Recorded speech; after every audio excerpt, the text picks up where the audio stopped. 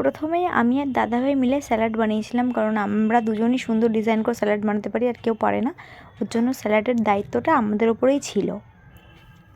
A few moments later. Hello guys, কেমন আছো তোমরা সবাই? আশা করি তোমরা সব খুব ভালো আছো, আর আমিও কিন্তু মোটামুটি ভালো আছি।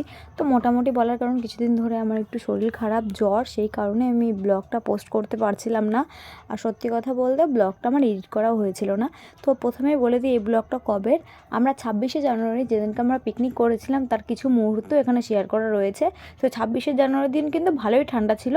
তো আজকে তো সরস্বতী পুজো, আজকে একদম ঠান্ডাই নেই। মানুষ কতটা ল্যাদখোর প্রাণী হলে 26শে জানুয়ারির ভিডিও ফেব্রুয়ারি 2 তারিখে পোস্ট করতে পারে, সেটা আমাকে না দেখলে না কেউ বুঝতেই পারবে না। তো প্রথমত বলে দিই, আমি হচ্ছে পিকনিকের দিন আমি কিন্তু সকাল থেকে একদম ব্লগটা স্টার্ট করে দিয়েছিলাম, যেহেতু ভেবেছিলাম সকালবেলা গাজর বিন সমস্ত কিছু কাটাকাটি করতে হবে, সেগুলো দেখাবো। বাট মা, জেম্মা, কাকিমা আর একটা দাদু, ওরাই সবাই মিলে করছিল। তো আমাকে বললো তোকে কিছু করতে হবে না, এখানে বসে থাক। তো আমি বলছি বসে থাকবো না, তাহলে আমি একটা ব্লগই স্টার্ট করি। গেছে কিন্তু অনেকক্ষণ বসে গল্প করছিলাম। তো আমাকে মা বলেছিল রসুন ছাড়াতে, কিন্তু আমি যখন গেছিলাম ওদের কিন্তু তার আগে রসুন ছাড়ানো সমস্ত কিছু কাজ কমপ্লিট হয়ে গেছিলো, তার জন্যই বসেছিলাম। তারপরে আমাকে জেম্মা বললো যে একটু জল নিয়ে এসে কাজু কিশমিশটা ভিজিয়ে দে। শুধুমাত্র ওই কাজু কিশমিশটাই ভিজিয়েছি, আর কিছু করেছিলাম না। তাই মা বললো এখানে বসে না থেকে বাড়ি গিয়ে স্নান করে রেডি হয়ে তারপরে। তো এর জন্য বাড়ির দিকে রওনা দিয়ে দিয়েছিলাম স্নান করার জন্য। আমি কিন্তু স্নান করে একদম ফ্রেশ হয়ে তোমাদের সাথে কথা বলছিলাম আর ব্লগটা স্টার্ট করেছিলাম। আর আমি কিন্তু আমার ফেভারিট পছন্দের পিঙ্ক কালারের কুর্তিটা পরে নিয়েছিলাম, আর ওপরে পরেছিলাম কালো কালারের জ্যাকেট, কারণ সেদিনকার একটু ঠান্ডা ঠান্ডা ছিল, সেই কারণেই পরেছিলাম। আর হালকা করে একটুখানি সাজুগুজু করে নিয়েছিলাম। সে দেখলাম সবাই মোটামুটি চলে এসছে, আর এখানে রান্নাবান্না তোড়জোড় শুরু হয়ে গেছে। জেম্মা কড়াইতে চাটনি বসিয়ে দিয়েছে, সবার ফার্স্টে চাটনিটা দিয়ে শুরু করলো। যেহেতু আমাদের পিকনিকে রাইস হয়েছে, সেই কারণে মাকে বলেছিলাম মা রাইসের গাজর বিনস মটরশুঁটি ক্যাপসিকাম কাজু কিশমিশ সবাই আমি এগুলো ভাজবো। তো ওরা আগের থেকেই ভেজে রেখে দিয়েছিল। ওইদিকে সবাই রান্না করছিলো, আর এইদিকে আমি মাঠের দিকে চলে এসেছিলাম, যেহেতু সকালবেলা শ্যাম্পু করেছিলাম সেই কারণে চুলটা ভেজা ছিল। আর কানে একটু সর্ষে ফুল দিয়ে 2-3টে রিলস আর 2-3টে ফটো তুলে একটু স্টাইল মারছিলাম। মাঠ থেকে ঘুরে আসতে আসতে দেখছি এখানে চাটনি হয়ে চিকেন বসানো হয়ে গেছে। তো ওখানে চিকেন কষানো চলছিল। তা আমি বলছিলাম আমি যদি পারতাম চিকেন রান্না করতে খুব ভালো হতো, আমি তো কিছুই পারি না, অকম্মার ঢেকি।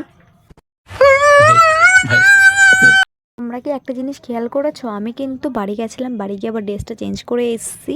তো করবো নাই বা কেন, আমি তো নায়িকা, আমি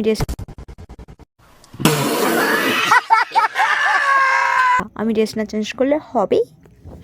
আর এইদিকে আমি কিন্তু বসে গেছিলাম, দাদাভাই আর আমি দুজন মিলে স্যালাড বানাচ্ছিলাম। পিকনিকে সবার স্যালাড বানানোর দায়িত্ব কিন্তু দুজনের পরেই ছিল, কারণ কেউ স্যালাড বানাতে চাইও না আর পারেও না।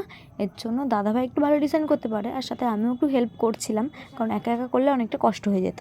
ওইদিকে কিন্তু আমরা স্যালাড বানিয়ে নিলাম, আর এইদিকে কিন্তু রাইস বানানোর তোড়জোড় শুরু হয়ে গেছে। তো এখনই হয়ে যাবে রাইস বানানোর সমস্ত পিকনিকের রান্না কমপ্লিট হয়ে যাওয়ার পরে তারপরে আমরা সবাই মিলে একটু নাচানাচি করছিলাম। গানটা দিতে পারবো না, কারণ কপিরাইট স্ট্রাইক পড়বে, সেই কারণে গানটা দিতে পারলাম না। নাচি করার পরে খুব খিদে পেয়ে গেছিলো, তাই একদম খেতে বসে পড়েছিলাম। আর বেশি খিদে পেয়ে গেছিলো, কারণ রাইস চিকেন আমি খেতে খুব ভালোবাসি।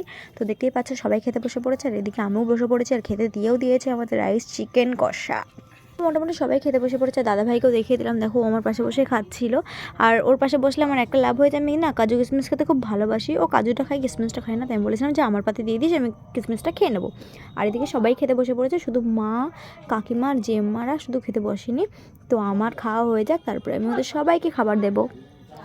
লাস্ট পাতে রয়েছে টমেটোর চাটনি আর গুড়ের মিষ্টি। আমি কিন্তু পরিবেশন করতে পারি না, তাও চেষ্টা করলাম। মা জেম্মা কাকিমা সবাইকে বসিয়ে দিয়েছি, আর আমি শুধু একাই দিয়েছিলাম না, আমি শুধু রাইসটা দিচ্ছিলাম, আর চিকেন তো বাটিতে বাড়া ছিল।